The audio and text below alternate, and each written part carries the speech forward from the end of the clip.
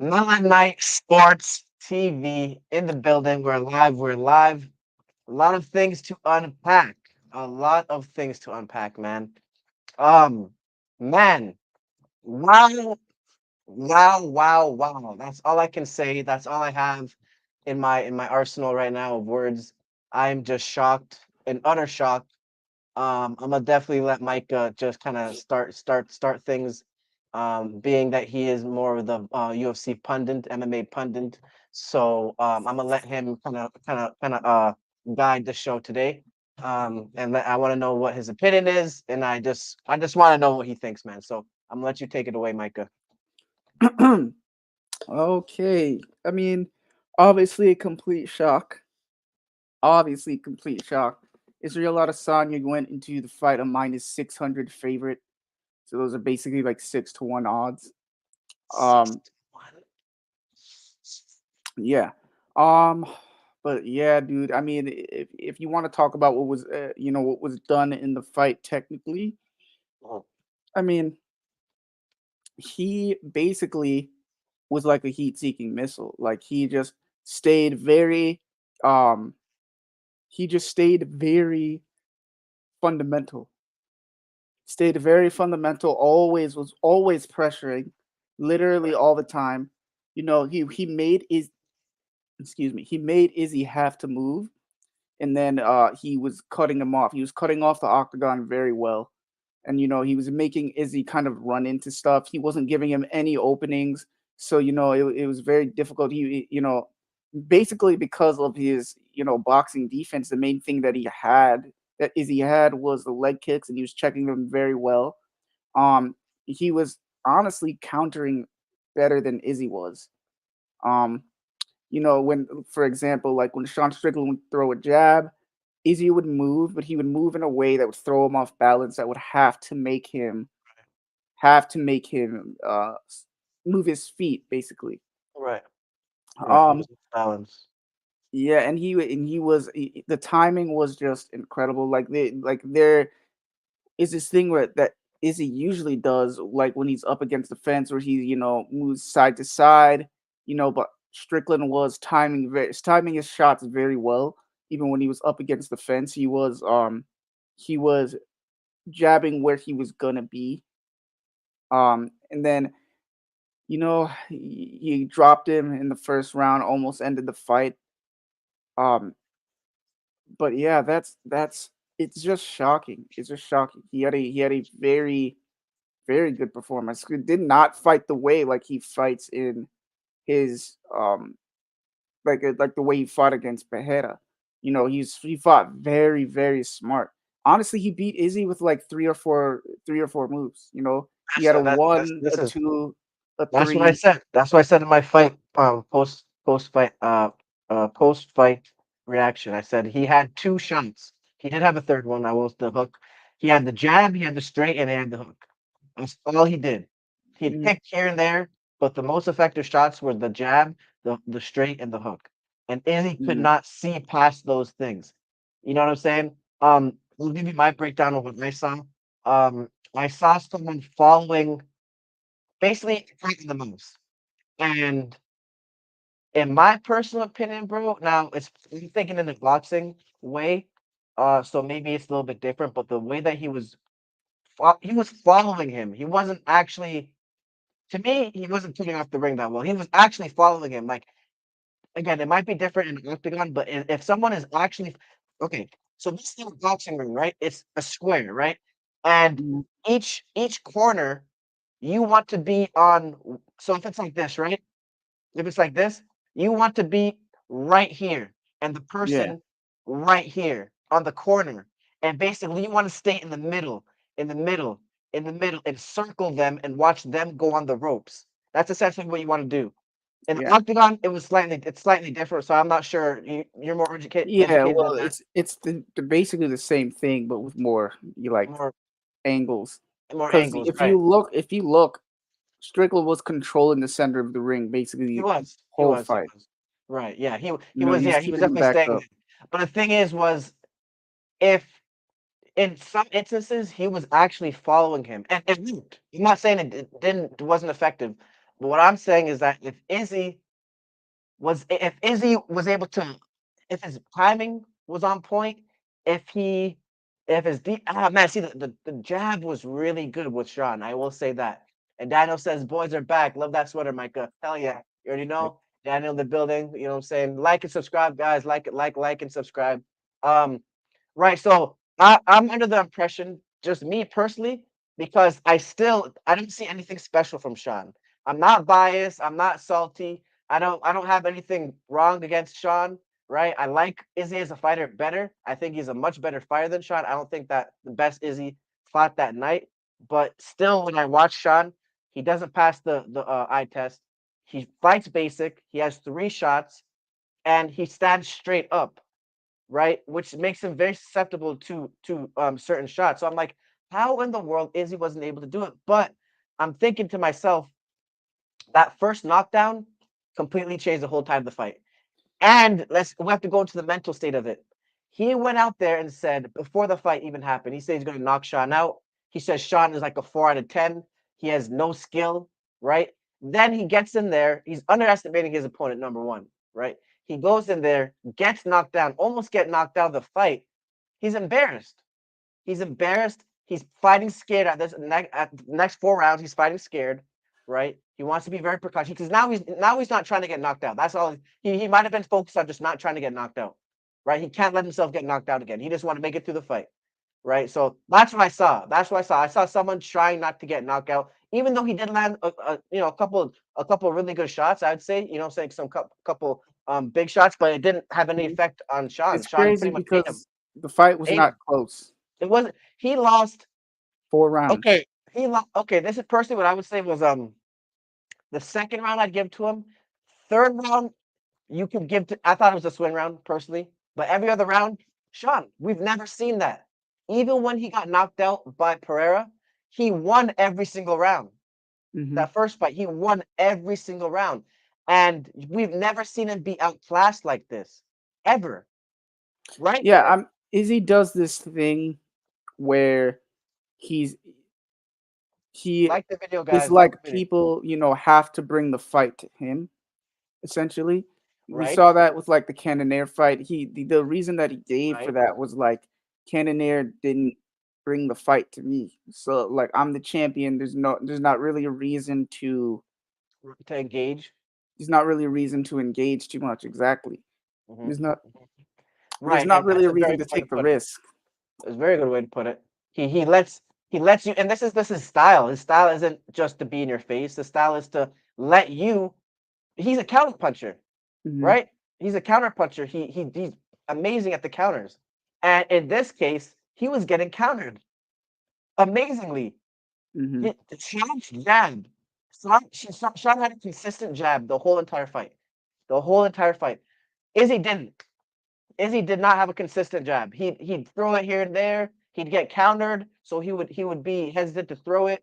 You know what I'm saying? He had a straight, but it would miss a lot. And when it would catch him, I mean, it looked like it would do damage, but then Sean just ate it. You know what I'm saying? Crazy. Daniel says Izzy made fun of Sean's defense against Pereira, so he fixes it with a shoulder roll and 4-1 Izzy in the scorecards in their fight MMA. Yeah, that's that. Yeah, I mean, you're right. That's what I mean, happened. he trained with Pereira. Yeah, yeah, Pereira, bro, he showed what to do with. Well, man, I can't even say that, man. I just think Well, personally, I was gonna say that Pereira showed him how to beat Izzy, but I mean, I don't think that that's wrong to say. I mean, I'm not saying they it's fought wrong, but what no, 4 times? They fought right? He four knows his times. style. He knows his style. He knows what his weakness is. But Mhm. I mean, still, even the way that Sean fought was similar in a way that what's his name Pereira fought. Come forward. Now his boxing skills were more more chiseled and more defensive, right, with the Philly shell. But it Mhm. was that kind of the same strategy. Follow him, follow Izzy, cut off the ring, try to cut off the ring, follow him, and try to land a big shot. You know what I'm saying? Well, I won't say that, but you know what I'm saying. Just consistently stay on him, keep the pressure. But what surprised me is that Izzy was not able to use essentially that, even though he does. That's the thing is about it. This is how people always fight him. Correct? Usually, they're trying to get him. They're trying to follow him. And usually Izzy is able to capitalize off of the fact that they're following I him. think a lot of people actually try to do what he does. Like, I think a lot of people try to, like, how do I say this? A lot of people try to, like, out Izzy. Like, they try to be flashy like him, or they try to, um or they try to, like, what's it called? Like, I mean, I just don't even know what the correct word is, but I they don't bring the fight to him. Like how Izzy likes to stay on the outside and Mhm. just kind of like, kind of hit you, touch you, looking for like one shot. Like a lot of people when they fight him, that's what they try to do. Like I feel like Costa tried to do that. We saw how that went. I You feel like know, they get frustrated though, and then they end up going in and overcommitting, and Izzy usually catches them and just makes them look stupid. You know what I'm saying? Because a guy, you can try that for so long, but if you can't touch him, you're gonna get impatient. You know what I'm hmm saying? You're gonna get impatient, and you're gonna try to make something happen, right? Daniel says, y'all ever seen the video of Sean training Hazmat, telling him to relax because he's better than everyone new chat? Yeah, look, that Micah, does he defend the belt? I mean, we have to see the rematch. I think it's going to be different in the rematch. Um, I mean, I think that Sean honestly can defend the belt. I mean, if I'm not mistaken, Sean is kind of beating. I mean, the last person that he lost to was Pereira, but No, no, Jared. before Jared beat that, him. he who? Jared beat him. Jared Cannonier beat him. Oh Jared Cannonier beat him. That was his last fight. No, no, that might have been his. no, no, that's not correct. That is 100% correct. Look it up. No, but Jared Cannon. I mean, before that, no, he fought a Russian guy. His last fight before this one, he may have won, but before that, he definitely lost to Jared. Oh, I mean, yeah, but he fought. I was talking about his fight right before this. He fought a Russian guy. Um, yeah, he Okay. fought a Russian guy. He basically TKO'd him. Daniel Um, says, did Izzy not have enough power to keep Sean at bay? I Um, mean, yeah. yeah, I mean No, that's very true because when someone's yeah. walking you down like that, You don't have any respect. Your power's yeah. not respected. I He mean, didn't have any yes, when respect. somebody's walking you down like that and you can't deter them, they're just gonna keep walking you down. He's not afraid of getting hit by him, Right. and So he's and exactly. he had So good he's just gonna defense. walk you down. He's gonna just walk you down. Daniel says Izzy just might be the goal of rematches. He need to be he be needing a second take. Dude can beat John Jones in a rematch. Get out of here, bro. Get out of here, man. Funny as hell. Nah, I think this is honestly speaking, he's not old, right? He's still in his prime, I would say. This definitely made me question whether he still has it, but I will say that I honestly think he underestimated Sean. Sean came with a different game plan, right? Mhm. He brushed He up on his doesn't. things because he knew He was didn't fight like he usually fights. right. Like that's the thing. It's like I still Sean. I, I still stand on. I didn't see anything special about him, honestly. That I still stand Yeah, on that. because he was staying very fundamental is what it was. He Fair. was staying very fundamental. He was catching Izzy between his shots. Izzy's power shots are looping. Like they loop a lot. He See, flares his elbow out a lot. but and you know why? And you know why they're so hurtful as well? Is because you don't see them. In this case, Sean was able to see the punches because he wasn't throwing them from angles. Even when he was throwing them from angles, they weren't hitting him, right? So even when he would throw those power straights, it was right in front of him. So it didn't matter. You know what I'm saying? He was able to, because I mean, he has power, right? But he may not have the power that, say, a Pereira has, where he can hit you in any shot and it's going to do damage. Just like Bud. Before Bud will shoot, and because you don't see the shot, it's the ones that you don't see the most hurt the most. It does the most damage. You're not expecting it. You can't brace for it. Nothing like that. Do you know where I'm coming from? Yeah. I think that's why his that's where his power comes from. And again, the shots that he was landing were right in front of Sean. Yeah, he might have caught him, in a shot that he may not have seen as easy. But for the most part, he was right in front of him, and he wasn't landing anything really from angles. You know what I'm saying? And when he was trying to throw from angles, he wasn't catching Sean. Sean was able to get out of the way, or he was just missing. He was making a miss. He was catching, shooting. It was good boxing. I'll say that. It was definitely good boxing. Good striking, no question. Um, I just think Izzy at his best, I think he dismantles him, honestly. But again, I mean, he lost, so it's like, Daniel says him versus Dreykus versus winner of Hamza. Well, they're gonna give him the rematch, and I think he does deserve the rematch. Hmm. He defended his belt how many times? He's one of the most active fighters. Oh no, he is the most active champion in the history of UFC. Wow. Um, yeah, yeah, because he fought 15 times in the last like 3 years or something like that. So he's the most active champion in the history of UFC. He deserves a rematch. Um, I think he deserves a rematch. You know what I'm saying? Whether he does different, Yeah.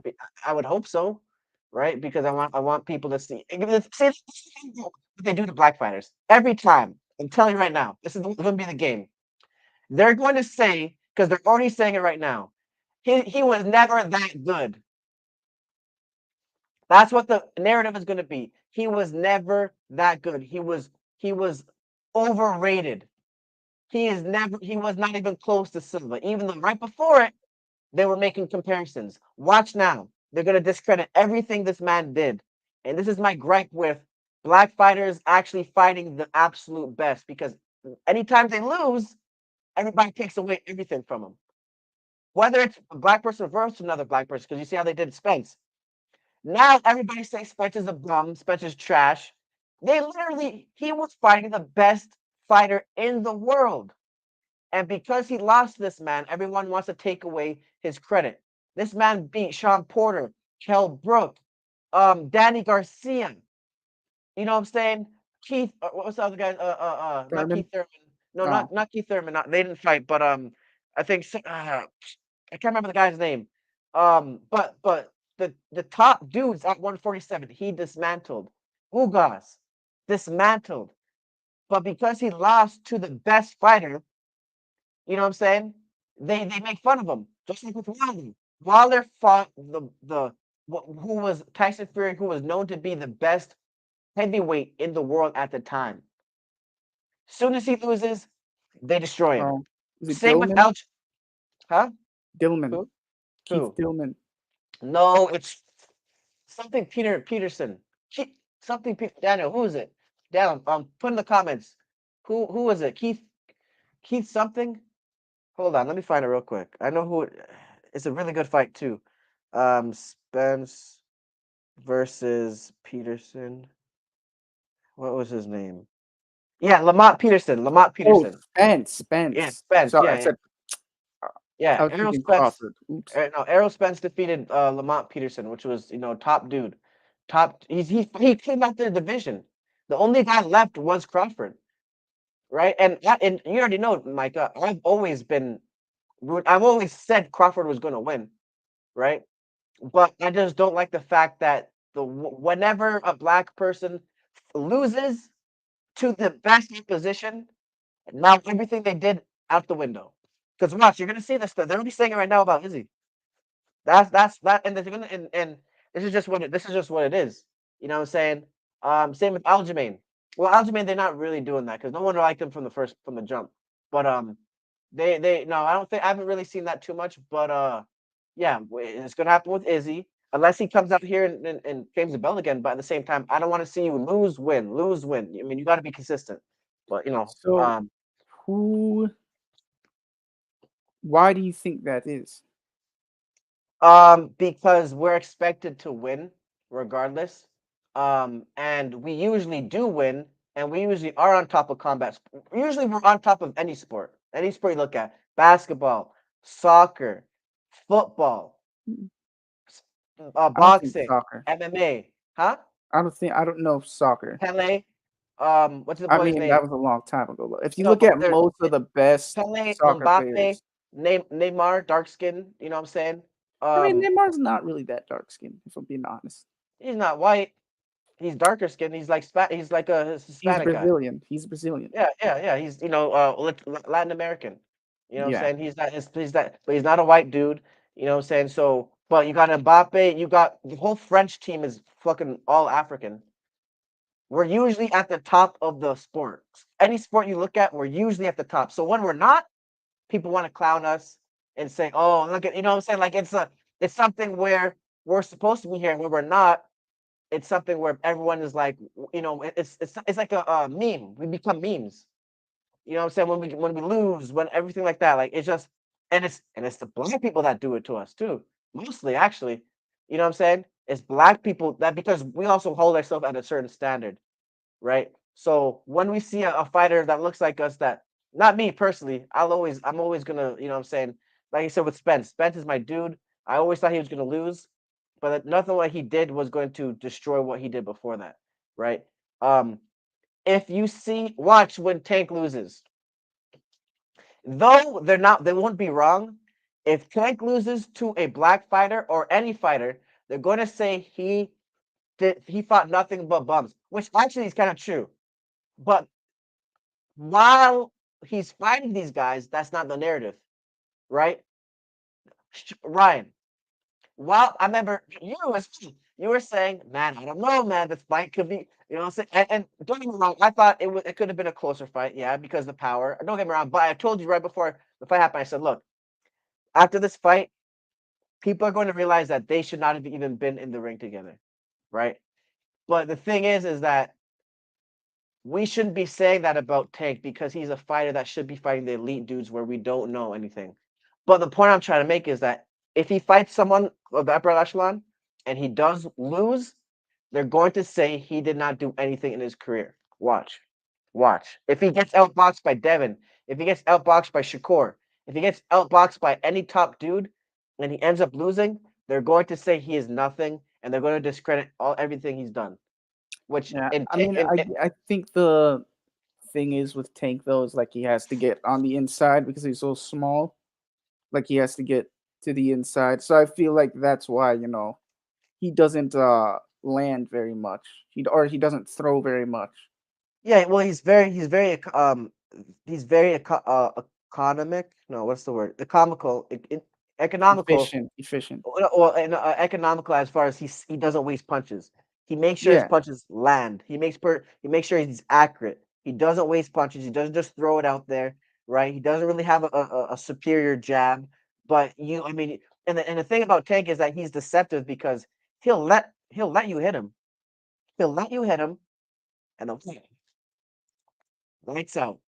You go to sleep because he'll let you hit him so that you gain that confidence to the point where okay, oh, I can hit this guy. You know what I'm saying? I can hit this guy. You start coming in more. He whacks you in the chin, and you're going to sleep. So Hmm. for his for what his style is, he knows what he's doing.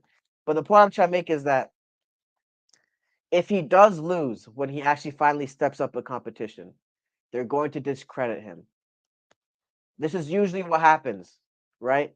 If It's just what happens with black people. It's just what it is, bro. You know what I'm saying? Some of it, okay, cool, right? If they were to say that about Tank, I can't disagree to it, to it because he didn't fight anyone in the top upper echelon. He didn't fight anyone yet, right? But what's his name? Errol did. Hmm. Errol did. Look how they're shitting on Errol right now. Look how they're shitting on Izzy right now. They are saying he was never that good. I mean, he cleaned out the division and was on his second way to do it. Bro, he cleaned out the whole entire division, right? The whole, Yeah. I mean, this guy is one of the best to do it in history. In the UFC history, he is one of the, Hmm. we can't dispute that. That can't be disputed, that he is one of the best. So the fact that people are now questioning these things is sad, but this is what happens when, and I can see why boxers don't want to fight the best nowadays. Seriously, because this is how we react. Sorry. You know what I'm saying? No, you're Yeah. good. This is how we react. You know what I'm saying? Where and don't get me, I'm disappointed in Izzy too. Seriously, I don't really have faith in him no more. I'm just being honest, right? But nothing, no loss that has happened to him has ever discredited what he's accomplished in the past, right? He's still one of the Yeah, greatest and ever. I mean, I don't agree with that, like not having faith in him, but I think that that's a separate conversation. But True. Joe Rogan even said it like best. He just says like you have to judge fighters by the heights that they reach. Say it again. Like you have to judge fighters by the heights that they reach. Like you can't. Why do you have Explain no that. takedowns during the fight? I'm gonna answer that after. But he's saying that essentially like you have to look. Yes, you can say okay, a fighter is losing now, but you can't discredit the heights that they reach. Like if they were a champion for very long, you can't just like look at them like when they lose and then just say that they're a bum and just kind of basically, like what you were saying, like discount everything that they did. Yeah. Because people did that to Oliveira, when he Right. lost. Yeah, they did. They People did. They did. people started to Yeah, say, oh it's well, true. that told you He was never jujitsu that doesn't good. work. Right. He was Yeah, never that good. He was never that good. That's the yeah. narrative. He But was I never mean, that like good. these are the best dudes in the world. So it's possible for someone who's been like nobody's gonna be perfect, bro. No one's gonna be perfect. Like it's very possible for him to have a bad night. Yeah. Um, and even in the first Maheda fight, I don't even think he did not even have a bad night. He almost knocked him out in the He just first knocked fight. him out. He He just almost he just knocked he knocked him out clean in the second fight, but he almost knocked him out in the first Yeah. fight too. Yeah. Had there been 10 more seconds, it would have been a wrap. It And would then would he not have even won. hurt He anything. and then he basically won pretty much almost every other round. I think I would have to go Yeah. back and I haven't Yeah. talked I mean, about this in a long time, but yeah. but I think it was like 6 months ago. Shoot, may Yeah. have been. But Yeah. but I was saying, oh yeah, but basically, um, this was like the most off night that we've ever seen Izzy have.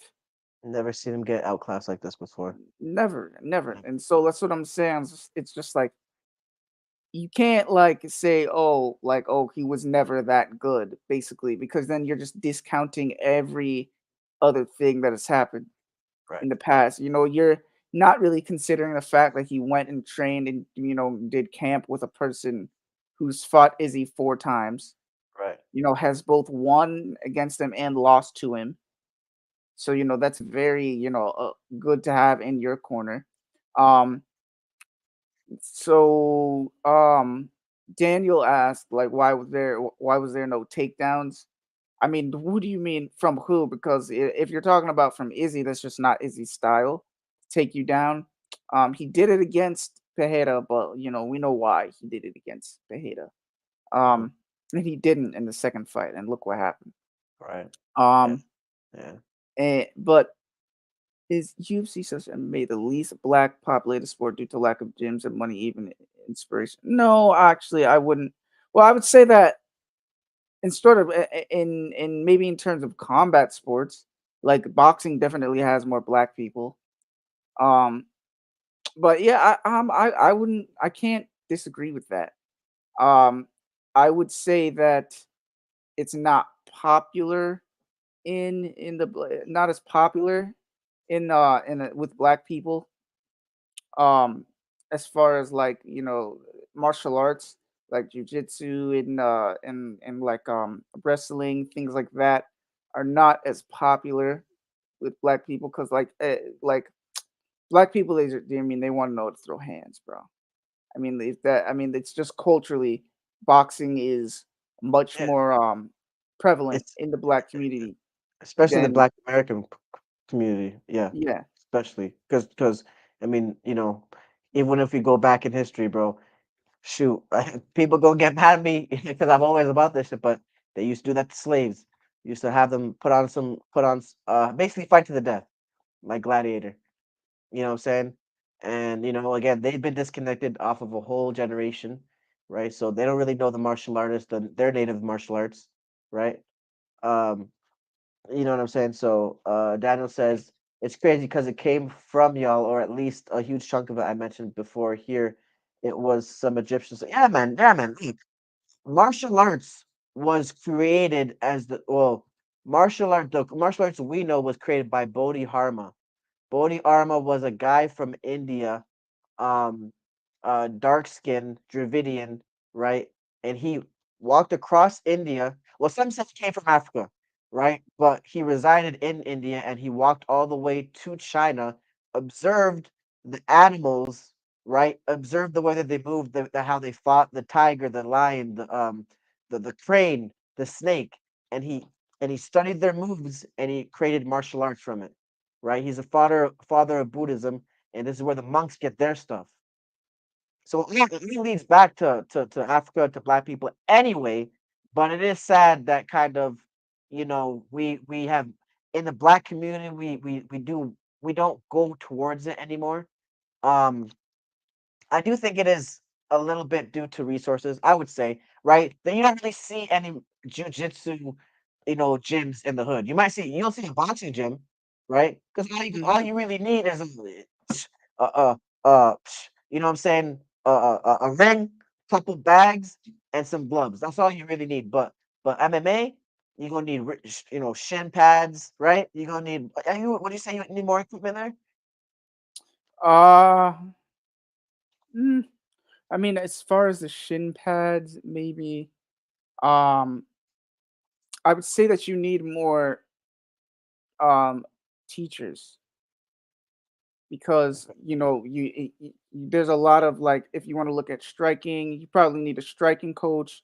You need a jujitsu coach. Like it's So much it's rare. layers, It's so much more layers, man. yeah, but I mean like so we have a striking coach. We have a guy who teaches. We have two coaches who teach MMA. We have one of them is like he teaches wrestling. Um, he teaches wrestling and he teaches striking. I said striking. Striking is a thing, though. It is Really? a thing. I No mean, it's a word. way. It's a word that's used. It's a word that's used Cycling. sometimes. Holy shit. Yeah, I don't think. I mean, I don't know whether or not it's a joke, but it's something that's used. But it's just. I think it is just a joke. But basically, they're just saying that or I was just saying that you have one coach who's like we have personally have like one coach who he teaches striking and he teaches wrestling. Another coach he teaches striking, but he also teaches jujitsu. And then we have a coach who I actually used to train with him when he was a brown belt, but I trained with him somewhere else. And now he's a black belt and he runs the jujitsu classes. Like there's like we have genuinely just jujitsu only classes, and that's what he teaches. And so yeah, you need more coaches if you're gonna get into if you're doing MMA because like if you think about it, like there's more like you said layers. There's more disciplines involved. Mhm. Um, and you're not gonna really find people. You're not really gonna find too many black belts in jujitsu, in in the black community or like in the hood or something like that. Or like Right. you're not Yeah. gonna find too many. You're gonna find boxers.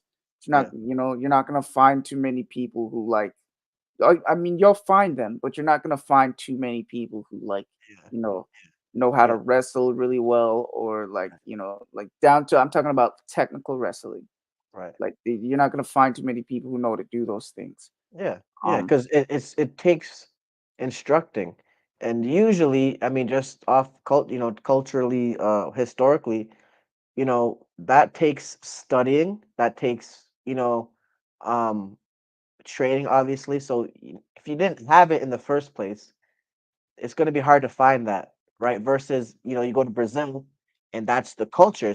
There's not really it's not a culture for boxing. It's a culture of jiu-jitsu, right? Right? Would you say that? say it again.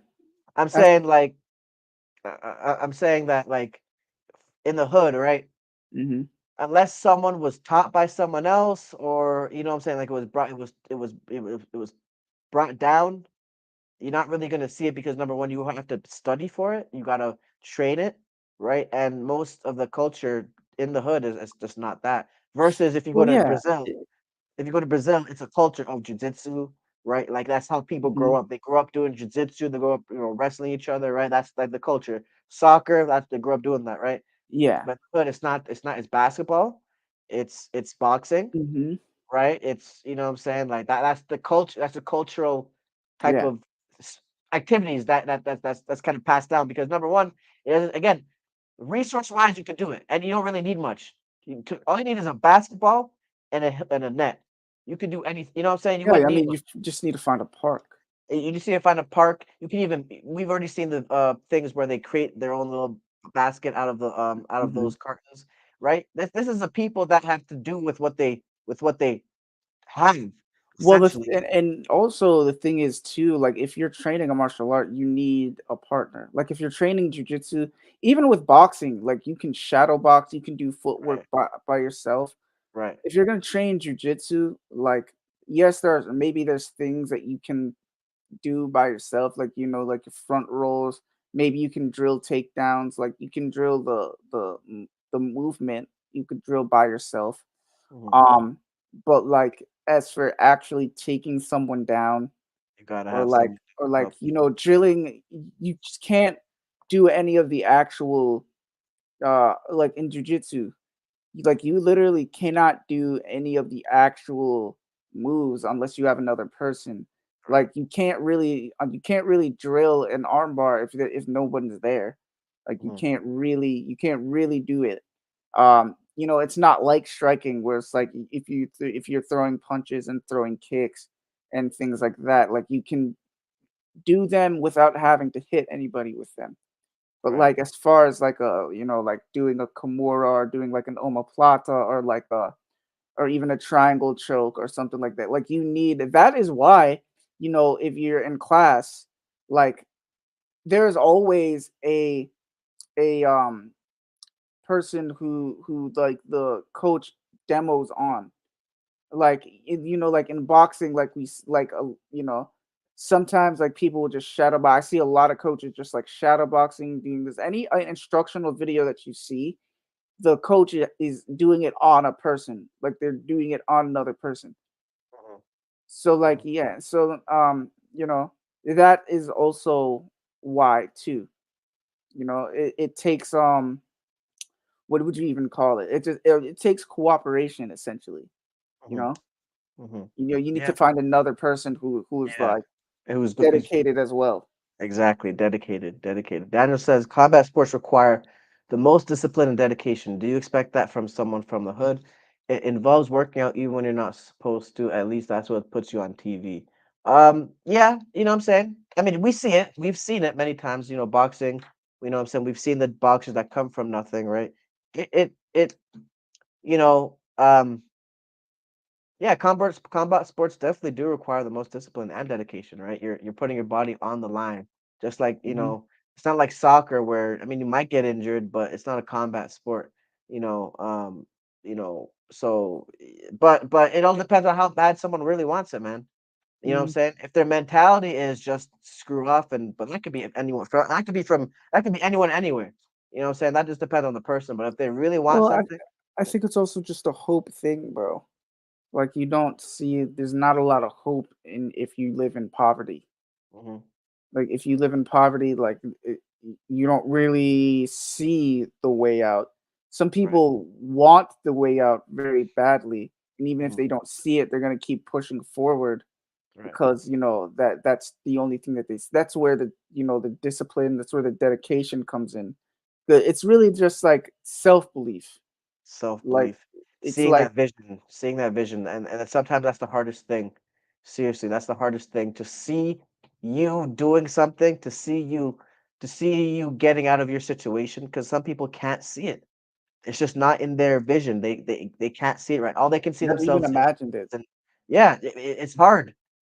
Imagine something you're being told this one thing all your life, but you want to believe something else, the exact opposite. It's hard for some people. It's really hard. Daniel says you need to love it. That's the only thing that makes you blind to the hard work. Yeah, you gotta love it. I mean, you have to love it. And this stuff, if you don't love it, man, you're not gonna go far.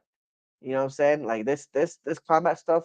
That's why it's like that's why I had to stop boxing, man. Because it's not a really a part of my dreams. I loved it as far as the action of it, but did I grow up, wanting to be undisputed champion? No. Did I grow up wanting to be a champion at all? Like that I didn't. I had my mind was set on something else, right?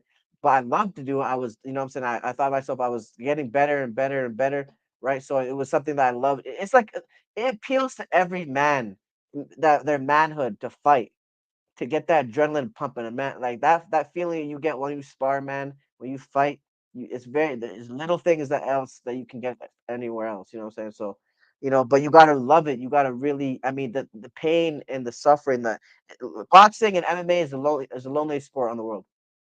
Loneliest sport on the world. If you are not happy with yourself, because there's gonna be a lot of days where it's just you in the gym, it's just you after a loss, it's just you after a win as well, right? It all depends. You know what I'm saying? Um, so it's the loneliest thing, and you have to be so mentally tough and so mentally strong, and that's why sometimes you see some of these boxers break. I mean, there was a guy, there's an old fight. I think he was facing Lennox Lewis, and the guy mentally broke. He started crying during the fight. He started crying during the fight. He stopped punching back.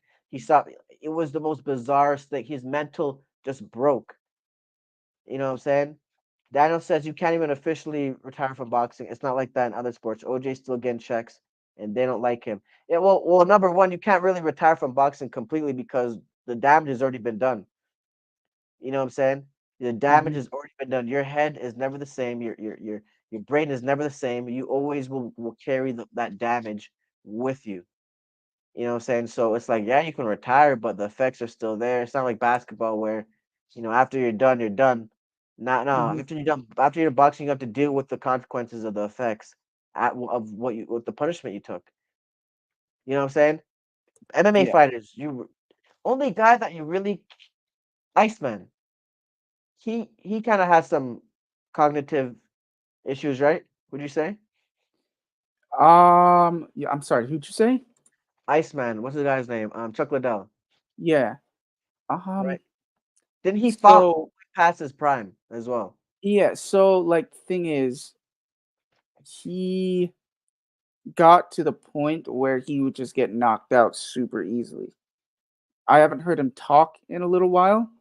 When he talks, Um, it's not the best. It's a little bit hard to understand him. It's a little yeah, I mean, I wouldn't be surprised because he did get to the point where he would just, I mean, they call it being chinny, like he would just get touched basically on his chin, and he would bit. just, go to sleep Okay. essentially.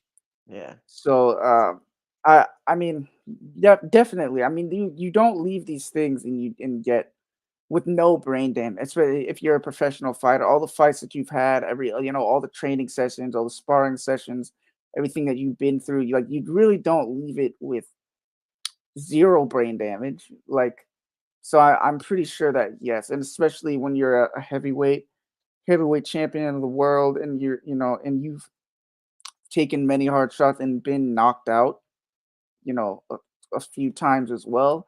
Like it's say it again. Was Chuck heavyweight? Yeah, Wow. Damn. Damn. yeah. Damn. Okay. Do you Okay. see how big he is? He's long. He's long, but he not. No, man. Chuck Liddell is huge. Let me Yeah. see if I could find. Hold on. I know he Hold on. range. You know he long as hell. I just didn't really know he was that big. Big. You know what I mean? Uh, uh. Oh wait, I'm wrong, dude. He was actually a light heavyweight. I don't know Light why the heavyweight. fuck. Yeah. He not that. The heavyweight would surprise me. I mean, he's Heavyweight still would big, surprise me. bro. No, he's long as hell. He's long as hell. His arms are disgustingly long. Hold on. You know what I mean? No, he was a light heavyweight. That's my Okay, fault. very good. Yeah, man. But no, you're right, man. Seriously, like it is just it's a gladiator sport, man. It's a gladiator sport. You have to like you have to love it, man. You have to love it, and you have to really want it for yourself, because if you don't, you're putting yourself through torture for no reason. You know what I'm saying? Hmm. You know what I'm saying? Like that's that's why I was like, man. I love it, but I don't love it that much to destroy my body because this whole arm, my whole right side of my arm is the shoulders messed up, the elbows messed up. My wrists have gotten a lot better, but when I was boxing, I mean, they were destroyed. Like I mean, I would be fighting, I'd be sparring, I'd be training, and I'd be at like 60%. Half my body's broken. Like I'm training like Rock Lee, bro, straight up. You know what I'm saying? Like my body, I'm hurt, and I'm still putting in work. You know what I'm saying? So but if I had dreams of being an undisputed champion, if I had dreams of being a champion in general, I would do it. I would be keep on doing it. But my journey is to somewhere else, right? But Mhm. again, if you do that, you got to go for it, and you got to put everything into it. That's why I'm like, man, I'm not even putting everything into it. So it's not worth me, just getting my body destroyed, bruised ribs every couple of weeks. You know what I'm saying? Like, you know what I'm saying? So I'm like, man, but I love it. You know what I'm saying? This is sport I love to watch. I love to observe. I love to talk about. You know what I'm saying? I love being a boxing pundit. I'm learning more about MMA. You know what I'm saying? So it's something that I will never stop watching it. That's for sure. I'll always be in the current stuff about it. So, but um, that Micah, does Sterling deserve a rematch? Uh so yeah. I mean, in my opinion, yes. To me, bro, anytime a champion loses the belt, they should get a rematch. That's what I mean, that's what I believe. To me, Yeah, it's just a respect yes, thing. it's facts. You took his belt, right? But he Mhm. defended it how many times, right? You can't just destroy everything he just did. He defended Yeah, three I mean, times, it's right? it's the same thing with the challenger or with Sean as well. If someone takes Sean's belt, I'm gonna say the same thing about him. Yeah, you And also, exactly. Sean is going to push to get a rematch. If Is he? somebody, I Oh, no, Sean, I'm if saying, he I'm lost, if saying, he lost, yeah, yeah, I'm saying that if yeah, Sean loses, he would push to get a rematch. yeah. No, Like, like I personally think it's only fair, so because again, you have the belt, right? And it should be in the contract that if you lose it, you get a chance to get it back, and if you can't do it, then he's better than you. You know what I'm saying? Because anybody can get caught. I mean, 100%. I don't think we even talked about that fight. But can you break that No, we down a little didn't. bit? Can you break that down a little bit? What did Sterling do wrong? And I already have my answer, but go Sterling ahead. let's overextend it. He overextended. I mean, if we're talking about what made the knockout happen, Mhm. Sterling way overextended himself. Um, he basically it just allowed Sean to just step back and counter Fine. perfectly. Yeah. Like he's just Like the video. Like the video. Keep going. yeah, no, so it's basically Sterling just overextended. Um, Do you think it was just a yeah, clear cut? That was, I mean, he just made a mistake type of thing. yeah, but I mean, also I mean, we've talked about before how slick Sean is on the feet, Yeah, man. how slick he is. I mean, he doesn't. He's got the goods, man. I will say He's just that. very tricky. And he's long. He's He's longer than long, Ster. man. Yeah, he's That longer than that Sterling. that my breakdown of the fight was that Sterling, he didn't really know how to deal with the length. And Yeah. even from the first round, he was having a really hard time trying to get inside. I Hmm. think he got impatient, and I think he overshot, and that allowed himself to get knocked out because he wasn't able to really figure out the distance and how to get inside effectively and really touch him up. He was trying the whole first round. He was trying the whole entire first round. He couldn't get in. Hmm. I And mean, yeah. I mean, you're 100% correct. Sean is very like he's patient, dude. He's patient. patient, man. He's good, man. I mean, I people wouldn't necessarily call him patient wait, wait. because of the way because of like we've seen him get a lot of knockouts in like the first Yeah, I round mean, or he was something like patient that. with Sterling though. He waited. He Yeah, no. waited. He The, waited until he made the that thing is, mistake. I mean, we saw him playing the distance.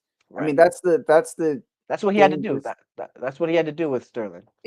I mean, it's very interesting because it's almost like I don't want to say tailor made, but it's like Sean is very long, likes to fight from the outside. you know.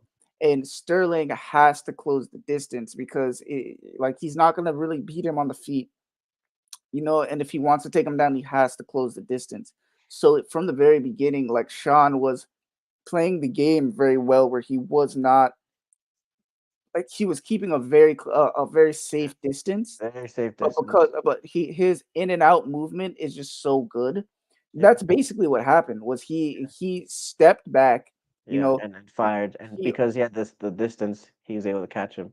yeah, because basically Sterling thought, okay, I have this guy in range to hit, Mhm. and that's the thing that we talk about, being able people thinking they can hit you or being able to hit someone where they can't hit you.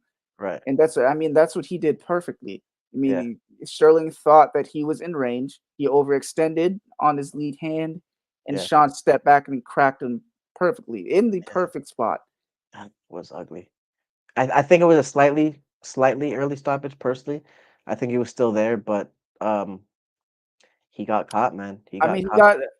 he dropped on his face. So usually when that happens, the fight is stopped, like stopped almost immediately.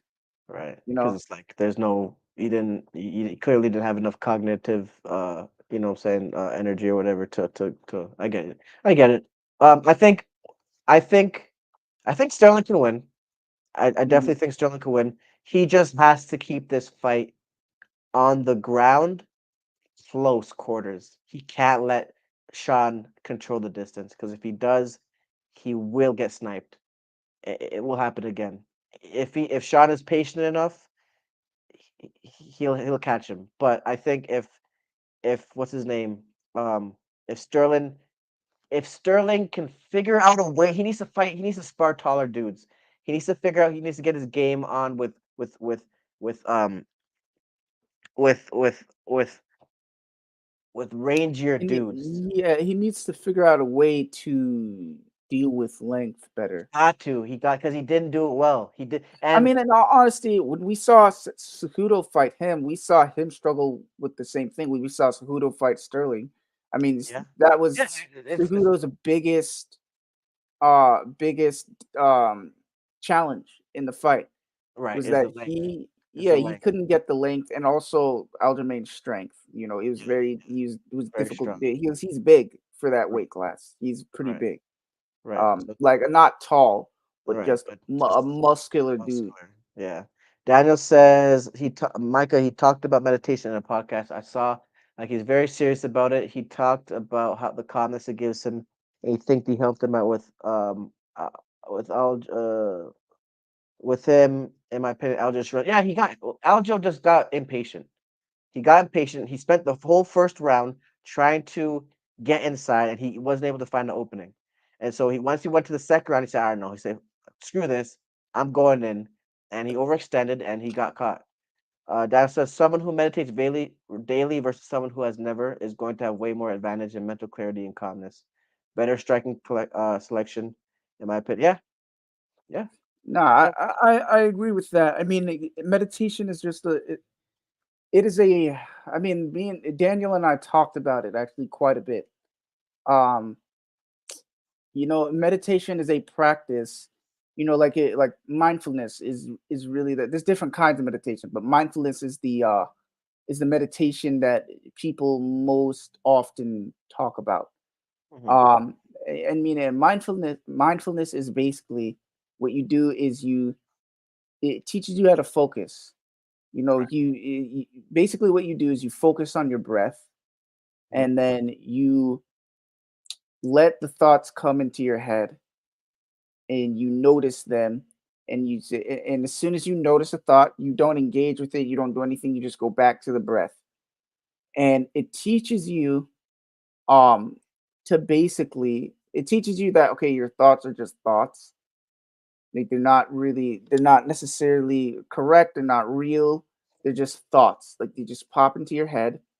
And it teaches you to basically um like in the midst of like anxiety, in the midst of hardship, to like stay focused on whatever it is you want to do. even if the goal is that you just want to go out and have a good time and not worry and not be worried about something, like for anxiety, for example, if someone has like social anxiety, like the like anxiety like just comes down to like intrusive thoughts, man.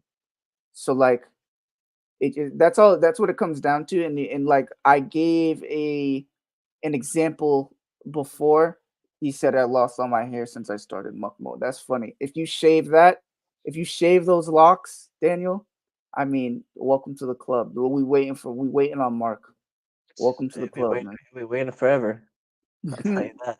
We waiting. He's waiting till Selassie comes back. Um, no, but basically, it could be just boiled down to intrusive thoughts, and you don't engage with a thought because it has no power.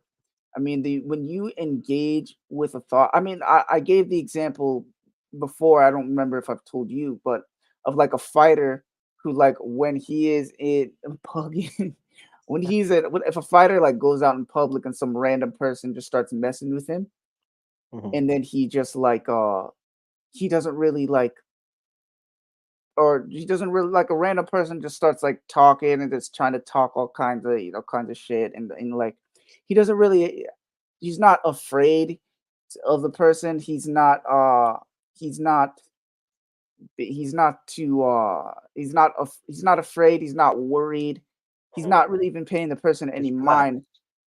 It's He's peaceful. relaxed because he just understands that there's no threat, Exactly. essentially. Yep. So, Yep. and if he were to fight the person, he gives the person a validity. If he were to go up and do something to them, even if he can beat them, you know, Hmm. then he gives the person validity. Then the thing is, now he's gonna, okay, well, we know this guy on the street, he's gonna fight. Well, now we're gonna, excuse me, now we're gonna test him. Now we're gonna, test him because, what if I get clout? What if, now I become the guy who's known as a dude who fought so and so.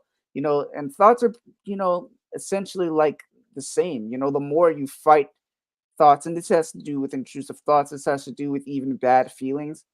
The more like you fighting those feelings is you not being able to sit with them. So like when you can't sit with those thoughts, or you can't sit with those feelings, they persist. If you just let them, don't do anything about them, the thing, feelings, thoughts, they just come and go. They pass. You can't be focused on the thought 100% of the time, but if you're focused on trying to get rid of it Hmm. 100% of the time, it's going to persist. Right. Like when I first started going, like having anxiety, bro, like sometimes I will have, I'll just like sit and like take inventory, and I'm just like, oh damn, like I haven't had that thought in a while. Like, and actually like multiple days. Like I haven't had, or like a week or something like that. Like, damn, I haven't had that thought in a while. And it's just like you have to know how to just sit with it, bro. And that's what meditation just teaches you how to do. It teaches you how to be able to sit with a thought, or sit with a bad feeling, and just keep going in spite, which is like, which is really what you're supposed to do. You can't be happy all the time. You can't be not anxious all the time. You can't be relaxed all the time.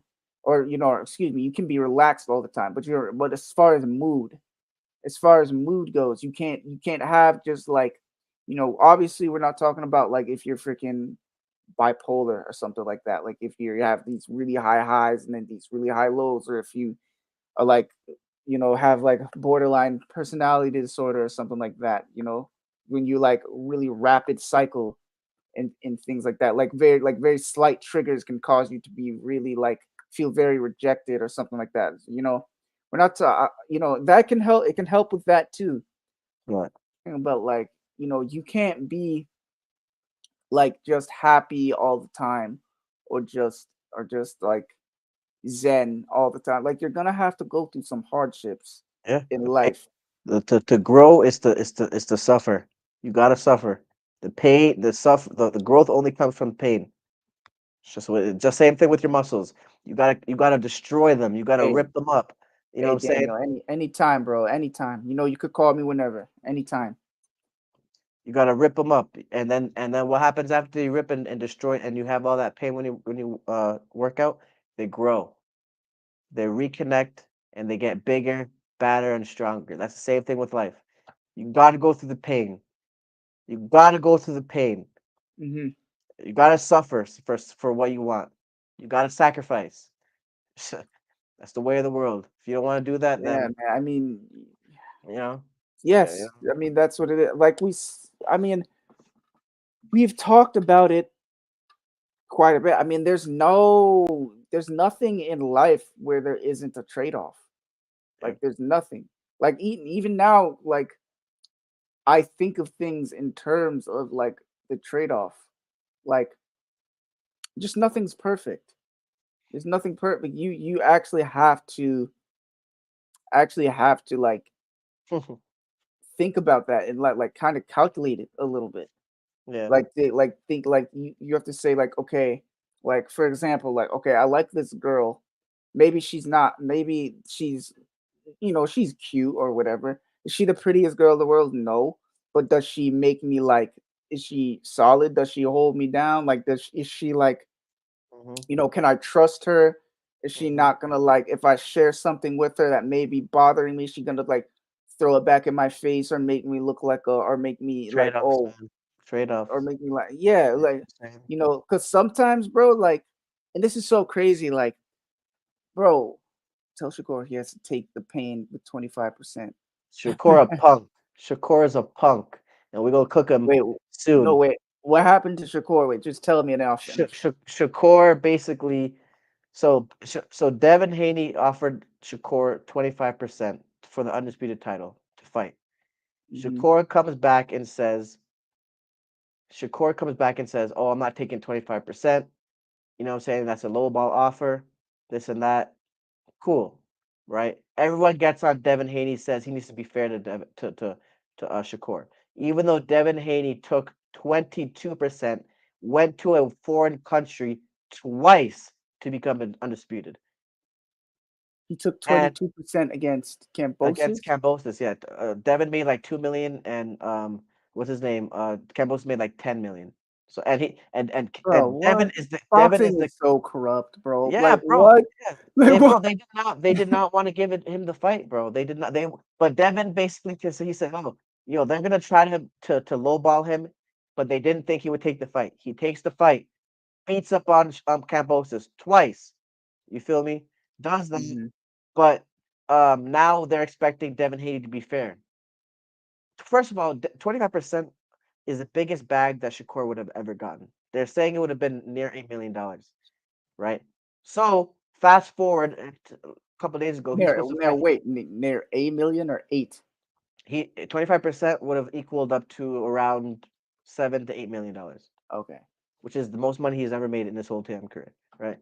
So fast forward until last week or so, he's supposed to fight Frank Martin, and Hmm. Frank Martin apparently pulls out the fight a couple days ago, because due to money, due to him not being offered what he should have been offered, and now Shakur is in the same place that Devin was, and now he basically is being a hypocrite because he just did what Devin did to him, and but now he wants to complain about how Frank isn't taking the fight when he did the exact same thing.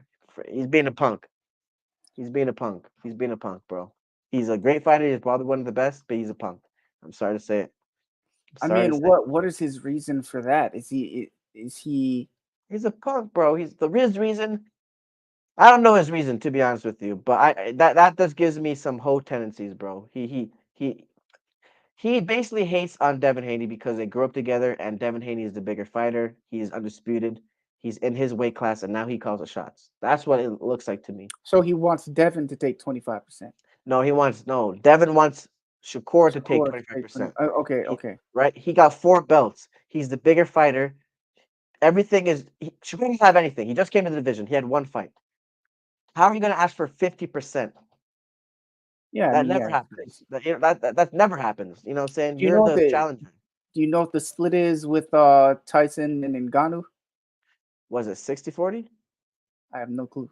I don't know, but that's a completely different setting, right? They're essentially both superstars in their own sport, right? But I Hmm. still think I think Fury would get the bigger share. Oh yeah, for sure. I Right? just I just want to know what the split is. I don't know. I think it's 60 Is that 40 though. is that this weekend though?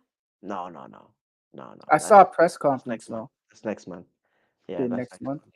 Yeah, that's next I month. ca- I don't know. I just saw them. I saw them facing off. So I'm like, Yeah. how?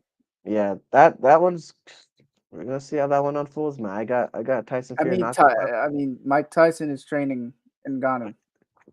Hey, remember now, Mike It's Tyson's gonna never trained a boxer yet. if if You realize if that? you are going to have someone who knows how to use their power Yeah, but bro, against a bigger guy. I mean, I think that.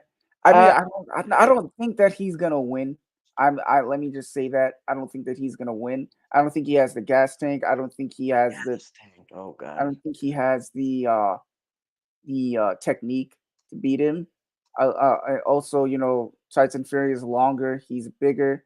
he's He, he's pretty bigger than him. Like he's he's he's substantially so, bigger than Ngannou. I mean, Ngannou walks around. I mean, at like 280, so he's not that heavy. He's not that much heavier than Ngannou, but I mean, like what? Like he's like 300 pounds Oh, at well, six oh, nine. that's one thing. I'm Bro, talking about come on. Tyson. I'm talking about Fury. Fury's Yeah, like yeah, 300 pounds, around six yeah. nine. That's what I'm saying though. Like people, you don't know how it is to fight. I'm not talking about you, but people don't Yeah, realize how hard it is to fight someone a lot heavier, 50 to 60 pounds heavier than you. Ngannou's what? What does he usually fight at? Oh wait, 265. 265? That's what he has to cut down to. He has to cut though. What does he usually come in at the fight date? Probably 275, Oh 280. yeah? Oh, okay, Yeah. okay. I didn't know he's that big. I did not know Oh, he's big. I didn't He's know he freaking fights big. that big. Okay. Well, he's 6'4" though. Bro, He's bro, six did you four. see? Hold on. Let me show you how big this guy was when he fought Stipe. Let me just show you Yeah, something. I want to know that because if he's that's a big dude, bro. If he's at 275 at 6'4", that's humongous. Because you saw Wilder at 235 and he's 6'7", and Wilder looked jacked. Though Ngannou is more jacked, because just because he's shorter and everything like that, but Mhm. still, I wouldn't have thought that. Honestly, I wouldn't have thought that. This was the face off right before the fight. Oh, hold on one second. Yeah, I'm that's gonna what I'm. actually. No, no, no, no, no. Wait. Give me 1 second. I'm just gonna turn off my background Yeah. so that you can see this. Give me 1 second. Okay, hold on. Now look at that. Look at how God. Oh he's my, he is humongous. massive, bro. Yeah, He is massive, man. Massive. Yeah, he's a big boy. He's yeah. a big boy. He's a big dude. Yeah, That's all I'm saying. But yeah. let me I turn mean, this. Let me turn this thing my, back on. my thing is, bro, if he's getting trained by Mike Tyson, Mike Tyson is 5'10", and his style Hmm. works for him, his body type. You're gonna try to. I don't know. I don't think it's gonna translate well, but hey, we're gonna have to see how the fight unfolds, man. And hey, you know what I'm saying? It's gonna be an entertaining fight, that's for sure. For sure. Everybody in the chat or everybody watching and you moonlighting and you're not liking the video, that's some sucker shit. Definitely like the video. You feel me? Y'all ain't even liking the video. Like the damn video. We're gonna wrap it up though. You know what I'm saying? We're gonna wrap it up. Get some food in the system. You know what I'm saying? And but you already know what it is, man. Salute to Daniel. Salute to everybody in the That chat. boy is correct. You know what I'm saying? And we're gonna be outie, man. Peace.